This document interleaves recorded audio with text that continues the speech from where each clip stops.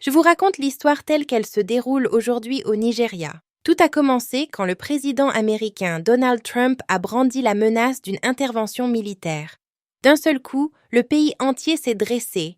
Le premier à répondre a été le président Bola Ahmed Tinubu lui-même. D'une voix ferme, il a balayé l'accusation selon laquelle les chrétiens seraient systématiquement visés. La tolérance religieuse, a-t-il déclaré, est la colonne vertébrale de notre identité collective. Dans les rues d'Abuja, la capitale, des milliers de Nigérians ont repris le même refrain. Micro tendu, visage grave. Monsieur Trump a des arrière-pensées, c'est clair. Ce n'est pas à notre avantage. Je conseille à notre président de trouver une solution politique. Menacer un pays souverain, c'est irrespectueux. Et ça n'aide personne face aux tueries quotidiennes. Un étudiant brandit son téléphone. Ces chiffres? Une pure invention. On nous parle de génocide au nord, mais ces statistiques sont fausses.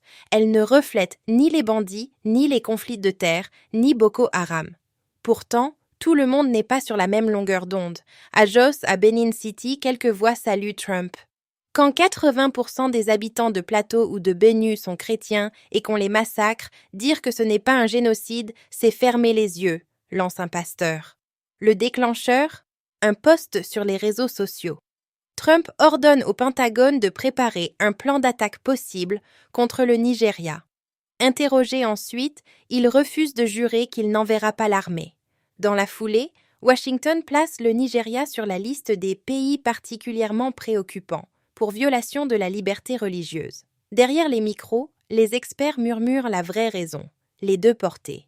Trump a passé des accords avec plusieurs pays africains pour accueillir ces expulsés. Le Nigeria, lui, a dit non. Et voilà la punition. Le Nigeria, 220 millions d'habitants, moitié chrétiens au sud, moitié musulmans au nord, vacille sous les coups de Boko Haram, des bandits, des conflits pastoraux. Mais les spécialistes sont unanimes, la violence frappe les deux communautés. Ce n'est pas une guerre de religion, c'est une guerre de survie.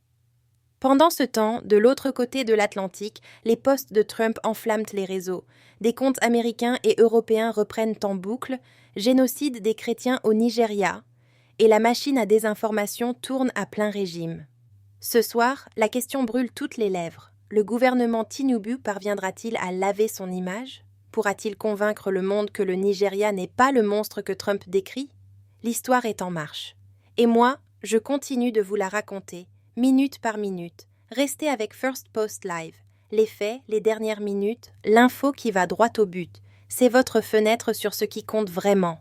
Ne ratez pas la suite.